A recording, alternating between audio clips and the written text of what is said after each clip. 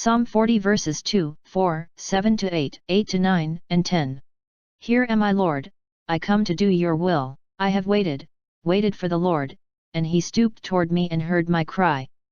And he put a new song into my mouth, a hymn to our God. Sacrifice or offering you wished not, but ears open to obedience you gave me. Holocausts or sin offerings you sought not, then said I, Behold I come. In the written scroll it is prescribed for me, to do your will, O my God, is my delight, and your law is within my heart. I announced your justice in the vast assembly, I did not restrain my lips, as you, O Lord, know. In the first 4 verses David lists some of the many blessings he has received from God. Verse 2, God heard his cry for help and provided him with the needed help. Verse 3, God pulled David out of the pit of destruction. Verse 3, God pulled him out of the swamp and set his feet on rock. Verse 4, God put a new song in his mouth, a hymn to God.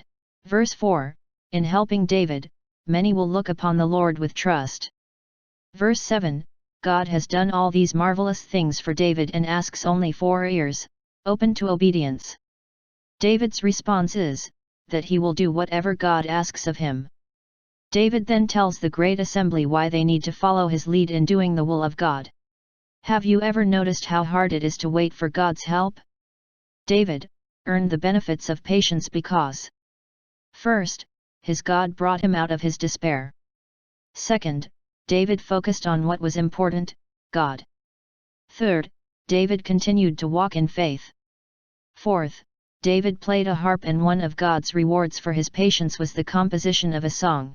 Sometimes it is hard to do the Lord's will. But ask yourself this question, when didn't doing the Lord's will benefit me? Now ask yourself to list all of the wonderful acts of deliverance God has allowed to come into your life. It would take a long time, wouldn't it? And even if you did write them down, you would have forgotten a great many blessings, wouldn't you? Do your best and God will do the rest. Nick Vujicic.